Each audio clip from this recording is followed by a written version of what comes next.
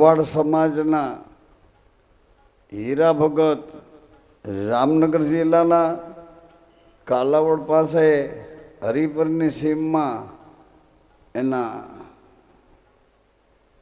સારા ને સારે બકરામને સારા કહે, એટલે ઊંધગલા અને આ સારા સરતા હતા. ઊંધગલા એટલે ઘેટા.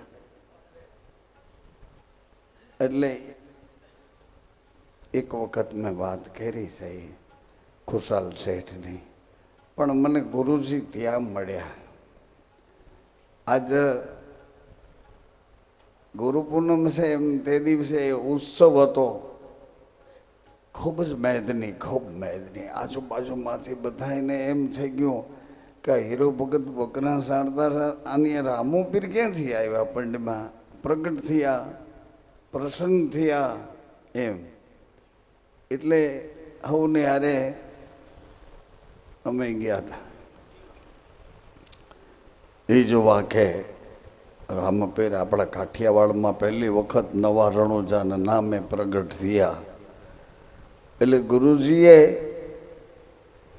પધાર્યા ત્યારે હું એક સરસ મજાનો ભજન ગાતો હતો, અને એ ભજન એવું હતું, કહું વધારે નહીં બોલું, આ ખૂબ બોલ્યા છે ને એટલે એ તો આમ પાછું ખામણે બે તઈ થાય એટલું બધું આ લોકો ત્રાણી તાળીને કીધું કે બીજા કોકને જાહેર પ્રોગ્રામમાં કહેતા હોય તો સમજા, આ તો રીઢો પ્રોગ્રામ છે આપણો. સાંભળીને રીઢા થઈ ગયા. એને એ મીરાબાઈનું એનું એ કહેવાનું કોઈ દી બદલું જ નહીં, પાછું નવું કંઈ આવ્યું જ નહીં, પોતાનું કંઈ કહેતા જ નથી. આ તો ઓલા કહી ગયા એનું ઘૂંટીને પાછો હવે આજ પાછો રાગ ફેરવી નાખો. હવે કોઈ વાત ન મળે. આ વિવેકાનંદે આજ રાગ એવો ફેરવી નાખો એટલે હા કોઈ વાત ન આપણને પકડાય ને. એટલે ગુરુજી વાત તો મારે એટલી કરી, મેં કીધું ચાંદો આકાશમાં હોય, સાંભળો ને બેનો, ન્યાલ થયા. ચાંદો કહું આકાશમાં હોય, એને બદલે જમીન ઉપર ક્યાંથી ચાંદો આવ્યો? અને આમ માણસોની મેદની વચ્ચે એવા સફેદ વસ્ત્રવાળા બધા એના પાસવાને એની ભેગા જે હતા એ બધા એવાના સેવકો હતા, ઉજળા દૂધ જેવા કપડાં, અને આમ લાઈનથી નીકળ્યા. અરે વાહ!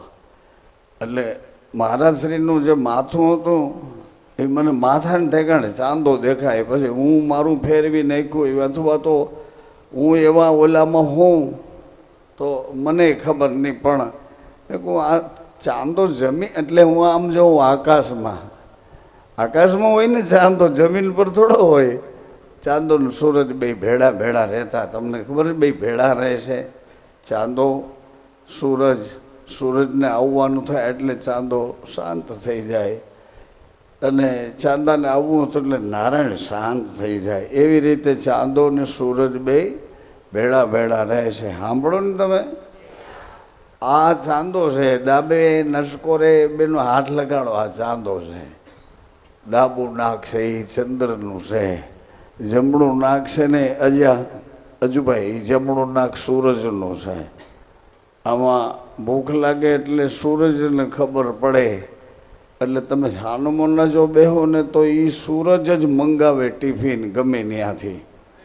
એના એ શ્વાસનો કરંટ જ એવો છે ભાઈ, તને ગોતતા આવે કે હાલને વિવેકા તારું કામ છે.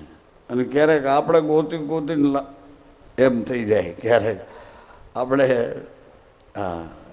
આપણી સર્વિસ પૂરી થાય તોય મેળે ન આવે, અને ઓલા ક્યારેક ગોતવા આવે. પણ આને આ શિવ સરોદરમાં આવું બધું આવે છે. એટલે એ ભણેલા પાસે આપણે બેઠા એટલે ખબર પડી આપણે ભણવાની જરૂર નથી, આમાં આટલું છે. ભણેલાઓ પાસે એ જેને ભણ્યા છે ને એની પાસે બેઠા. તમને આજ ખૂબ આનંદ આવશે. છે તો તમારી પાસે ઢગલા બંધ, પણ આજ તમને સરખામણી કરશો ને તો ખૂબ આનંદ આવશે. બે ભેડા રહે છે, ચાંદો ને સૂરજ. આમ કોણ કહે છે? કહે રે ડુંગર પૂરી સુણો હંસ રાજા આજે.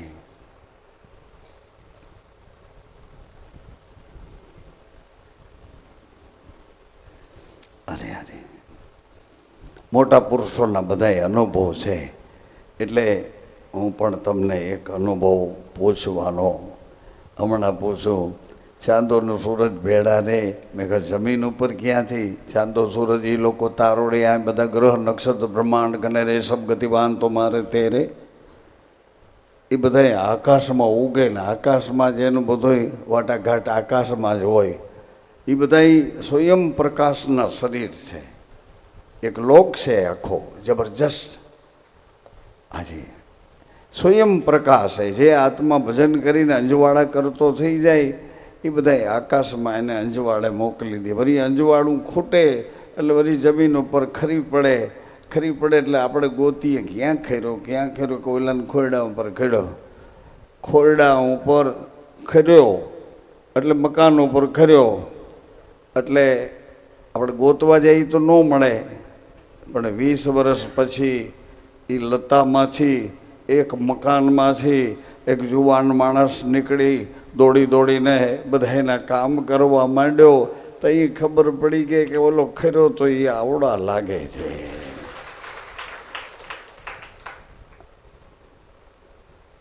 એમ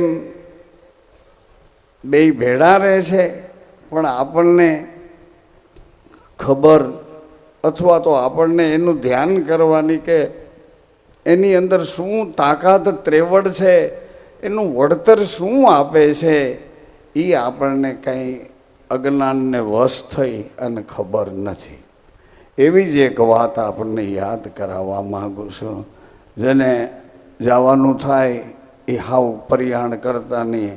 હવે અમારું તો લગભગ 3:45 વાગ્યા સુધી હાલવાનું. હાવ સાચું છે. આજે અમારા ગુરુની ગુરુ પૂનમ છે, ગુરુની ગુરુ પૂનમ છે. એક તો અંજવાળું અને વળી પાછા ગુરુજી જમીન ઉપર પધાર્યા. મેં તો ઓલામાં એવું લખ્યું, ભૂપર બાણ પ્રકાશ્યા ભૂપર અંતરય જવાળા સ્વામી જય સદગુરુ લાલા અંતરય જવાળા સ્વામી ઉપર જમીન ઉપર સૂર્યનારાયણ ઉગે એમ જમીન ઉપર ચંદ્રનું અંજવાળું ઉતરું એમ મારી કલ્પના નથી, પણ મને કળાણું. એટલે થોડી વાર થઈ તો એમ આમ ખુશાલ શેઠ સાથે ખુશાલ બાપા સાથે એ બધાએ સ્ટેજ ઉપર પધાર્યા અને બરાબર મારી પાછળ જ મારા શ્રી આજ બેઠા એમ જ બેઠા, આમ જ પાછળ બેઠા. એટલે મને ખ્યાલ આવ્યો કે હું જેને ચાંદો જોતો તો એ મારી પાછળ આવીને બેઠા છે. તમારો ટાઈમ બગાડતો નથી.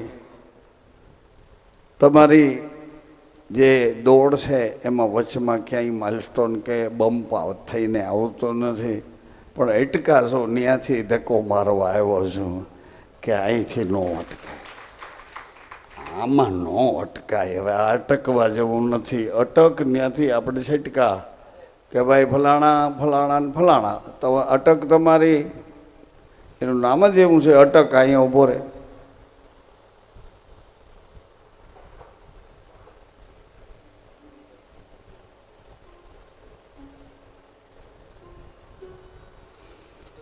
પરદેશથી થોડાક ઓલા આવ્યા છે મોબાઈલો, એટલે એક આપણા રામમટીના હિતેક્ષો, એટલે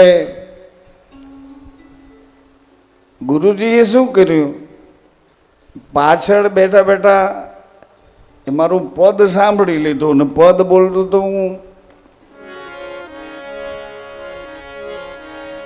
ગુરુજીના દર્શન અરજણ ઉત્તમ છે રે.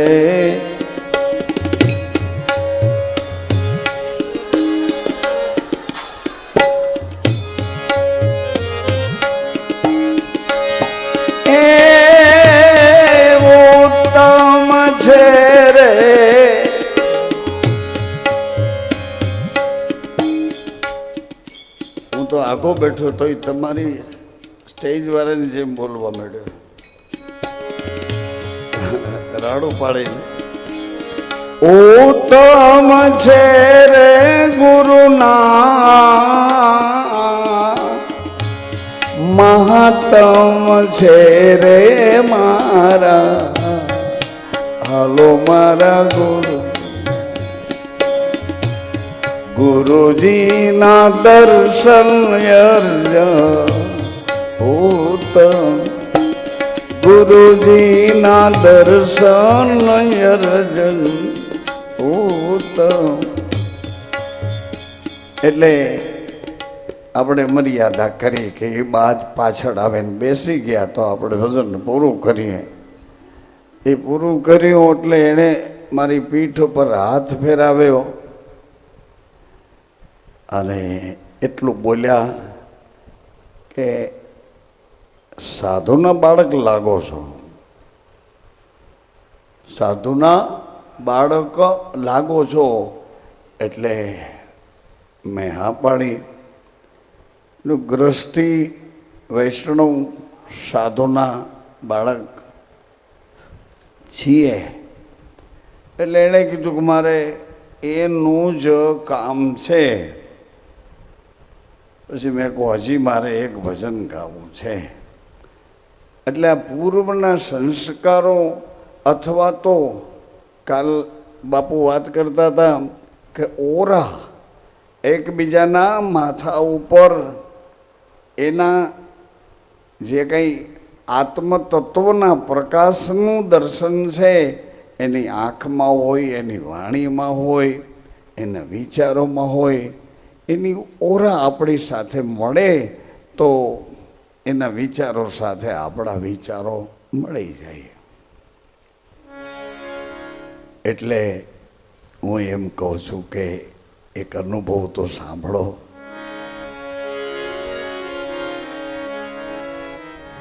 એકાદ એવો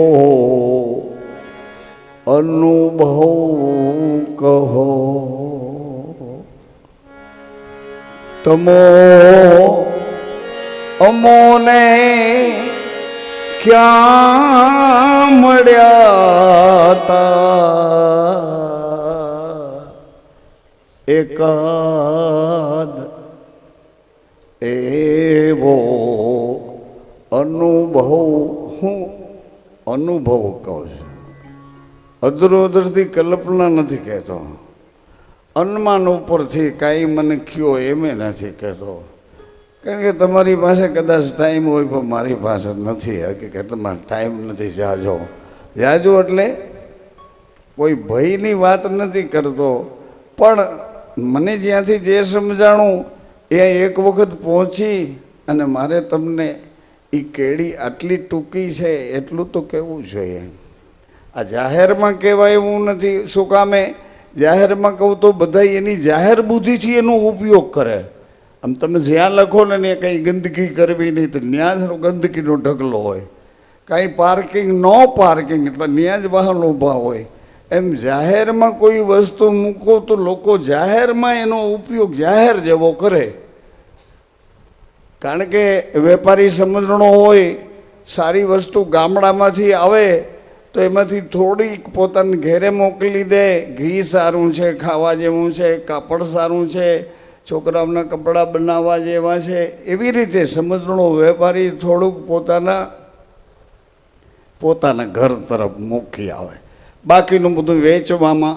એવી રીતે આ જાહેર પ્રોગ્રામ મારે માટે નથી. અમે લખ્યું છે કે અમે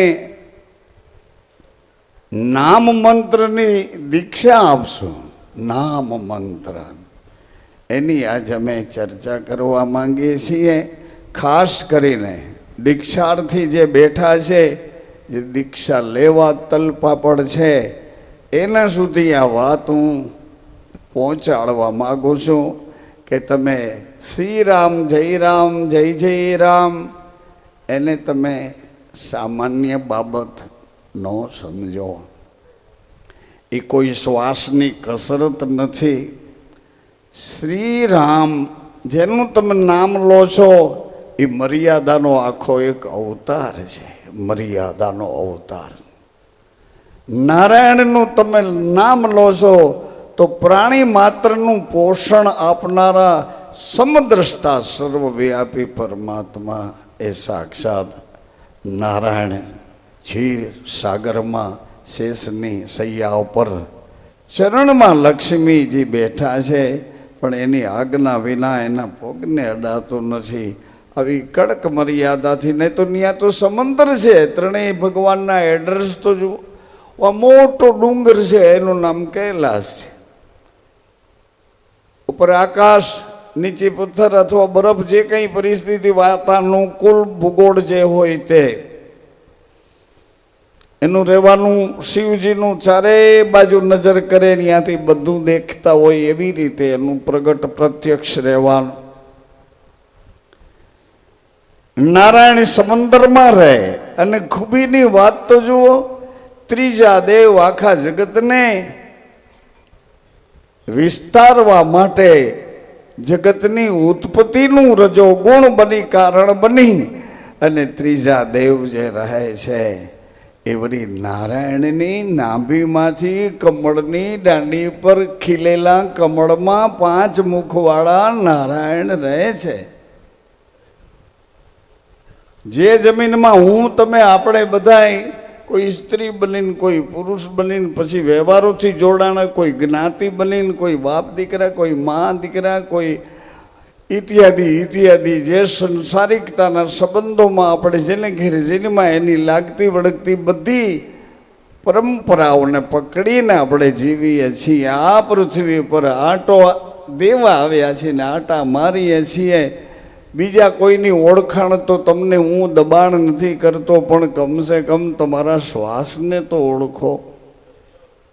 તમારા પત્ની, તમારા પતિ, તમારા પિતા, તમારા ભાઈ, તમારા લાગતા વળગતા લોહીના સંબંધીઓ, એની અરે સંબંધ બહુ ન વિકસાવી શક્યા હો તો એની પર મારો કોઈ દાવ દબાણ નથી. પણ આ શ્વાસ તમારી અંદર આવે છે, એ શ્વાસ જીવન છે કે શરીર જીવન છે? એ તો મને યાદ કરીને કહો. શ્વાસ જીવન છે કે શરીર? અનુભવની વાત માંગુ છું. અનુભવ થતો હોય તમને તમારા શ્વાસનો કે મારો શ્વાસ અહીંયા આ પડખે આ ઘરે રહેશે. અત્યારે મારો શ્વાસ આ લમણામાં છે, મારો શ્વાસ નાકમાં છે, મારો શ્વાસ કંઠમાં છે. જેને જેને અનુભવ થતો, કોકનું સાંભળેલું, કોકનું વાંચેલું નહીં, કાયદેસર થતો હોય અનુભવ, તો બીજા કોઈનો સંગ ન કરો, કોઈની વાત ન સાંભળો. તમે તમારી જે પોઝિશન એ તુમાખીમાં રહો. તમારા અસ્તિત્વને શોભે અથવા ન શોભે, તમને જે ગોઠે એ રીતે ભલે રહ્યો, પણ એટલું તો કરો કે આ મારો શ્વાસ મારી અંદર ઘૂમે છે, એ મારો જીવનદાતા છે, એ મારો પ્રાણ પકડીને રહે છે, તો મારો પ્રાણ મારા પવનમાં ક્યાં છે? હું સમજપૂર્વક યાદ કરાવું છું. મને ખબર છે આમાં કોણ કોણ કેવા કેવા સમજણા અભ્યાસી, બધાને લક્ષ્યમાં રાખીને વાત કરું. હું તમને કીધું ને કે કોઈ ટોળું ભેગું કરીને વાત નથી કરતો.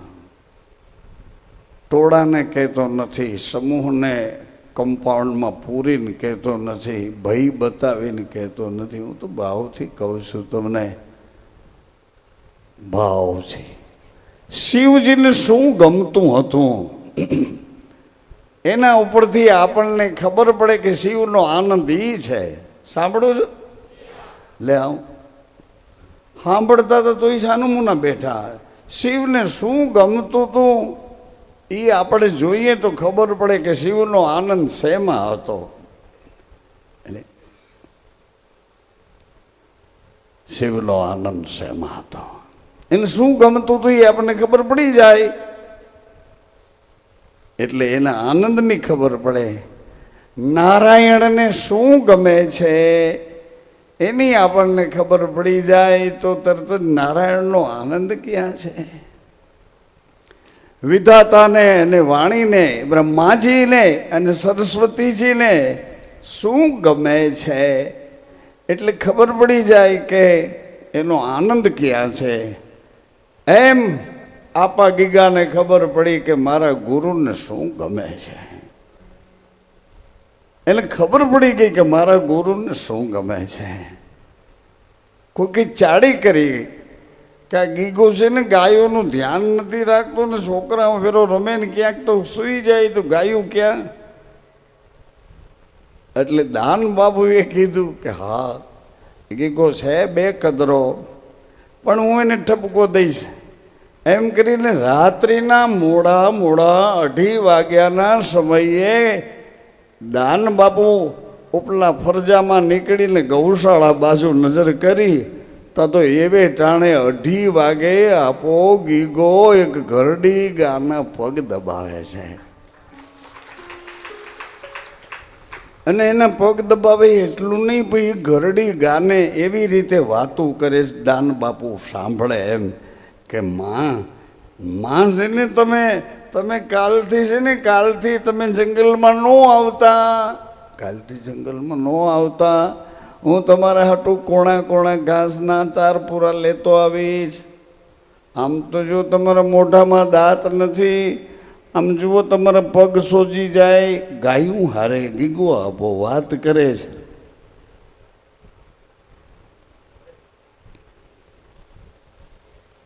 દાન બાપુ અંતરમાં શહેરડો પડ્યો કે અરે મારો ગીગો કે ચેતી ગયો બાપ. પણ ગીગા બાપુ સવારે દાન બાપુએ વાત કરી કે ગીગા કે ભાઈ તું ચેતી ગયો. ગીગા બાપુ તો રોવા માંડ્યા કે આજ મારા ગુરુ મને ખીજાણા કે શું કર્યું, આવું કેમ બોલે છે. ચેતી ગયો એમાં એને સૂઝનું પડી, હાવ ભોળ પણ હતું. ચેતી ગયો એવું કીધું. જા ગીગા જા બાપ, હવે તારું સ્થાન છે એ તારી રાહ જોવે છે. બીજાને રોટલો ખવડાવું છું તો મારો ગુરુ રાજી રહે છે. જલારામ બાપાને ખબર પડી કે મારો ભોજલ સદગુરુ બીજાને દાળ રોટલી ખવડાવું એમાં બહુ રાજી રહે છે. અમર માને ખબર પડી ગઈ કે રગત પિતિયાવની સેવા કરવામાં મારો ગુરુ બહુ રાજી રહે છે. એમ શિવજીને શું ગમે છે એ ખબર પડી જાય. એટલે શિવજીનો આનંદ શું છે એ આપણને ભગવાન રામે કીધું ને કે મારા બાપુજીને ભલે તન પત્ની હતી, પણ હે સીતે મને મારા ગુરુએ યાદ કરાવ્યું છે કે સંસારમાં જિજ્ઞાસુ આત્માઓને જીવવા માટે નર ને નારી, પુરુષ અને પ્રકૃતિ, સ્ત્રી ને પુરુષ, પતિ ને પત્ની થઈને જીવવા માગે તો એને કઈ રીતે જીવવું કે જેનાથી એને દોષ ઓછા લાગે, કર્મ ઓછા ને ચડે, કર્મ ન લાગે. એવું મારા ગુરુએ કીધું છે. એટલે એવું જીવન જીવીને જીવી બતાવવાનું છે. સીતે ને તો ભગવાન વિષ્ણુ ઉઠ્યા ને સમુદ્ર ક્ષીર સાગરમાંથી ધરતી ઉપર જ્યાં ભગવાને પગ દીધો તો ધરતીમાં ભગવાનનો સ્પર્શ થવાથી અત્યાર સુધી ભગવાન શેષની સૈયા ઉપર હતા, પણ પૃથ્વી ઉપર પગ દીધો ને એ મોટી બેન એ ભાઈઓ જમીન ઉપર જ્યાં નારાયણે પગ દીધો એની ઘડીએ તો ધરતી માતાની અંદર એવી એક અદ્ભુત ધ્રુજારી આવી. ભગવાન નારાયણનો સ્પર્શ થતા ધરતી માતા ખૂબ જ પુલકિત થયા, એકદમ પ્રભાવિત થયા અને પ્રસન્ન થયા. અરે અરે પ્રભુ, મારા ઉપર ચરણ આપના, હું તો ધન્ય ધન્ય બની ગઈ પ્રભુ. એટલે પૃથ્વી માતાએ પોતાના પેટાળમાં જ્યાં જ્યાં જેટલા જેટલા સત્વ તત્વ હતા એ બધાય ભેળા કરી અને ભગવાનના ચરણમાં ઢગલો કરી દીધો. નારાયણે કહ્યું કે એ પૃથ્વી દેવી, તમે તમારા પેટાળમાં સાચવી રાખેલા આ સત્વ તત્વને મારા ચરણમાં મૂક્યા છે, પણ હે પૃથ્વી દેવી, તમારી ઉપર હું રામ અવતારની ભૂમિકા લઈને પગલાં ભરવાનો છું, પગલાં ભરવાનો છું. પણ હે પૃથ્વી, હું તો મારા ગુરુને પૂછી પૂછીને પગલાં ભરીશ. ગુરુને આજે શું છે? કેની પૂનમ છે? હા વાંચું કેજો, કઈ લાગુ પડે છે આપણને. તો પહેલો પ્રશ્ન એ આવે કે હે ગુરુદેવ, ખબર વિનાનું જીવાઈ ગયું, ગફલતમાં જીવાઈ ગયું, કુસંગમાં જીવાઈ ગયું. ગફલતમાં, ખબર વિનાનું, કુસંગમાં, સંગમાં નહીં કુસંગમાં, સત્સંગમાં નહીં કુસંગમાં જીવાઈ ગયું. અને જીવતર એટલું બોજાવાળું થઈ ગયું, એટલું બધું વજનવાળું થઈ ગયું. ગુરુદેવ, કોઈ રસ્તો બતાવો, કોઈ ઉપાય બતાવો, કોઈ રસ્તો, કોઈ રસ્તો બતાવો. આવી રીતે જ્યારે અંતર આત્માથી આપણને સંવેદના થાય કે કોઈ યોગ્ય રસ્તો બતાવો કે આ જીવન નિરર્થક જાય છે, આ જીવન સાર્થક થાય કઈ રીતે, આ જીવન ધન્ય બને કઈ રીતે, આ જીવનનો સાર શું છે, આ જીવન મળ્યા પછી આ જીવન મને શું આપશે, આ જીવન દ્વારા મારે શું મેળવવાનું હતું, ને બદલે મેં આ શું કર્યું, કરવાનું હતું તે રહી ગયું ને ન કરવાનું હતું બધું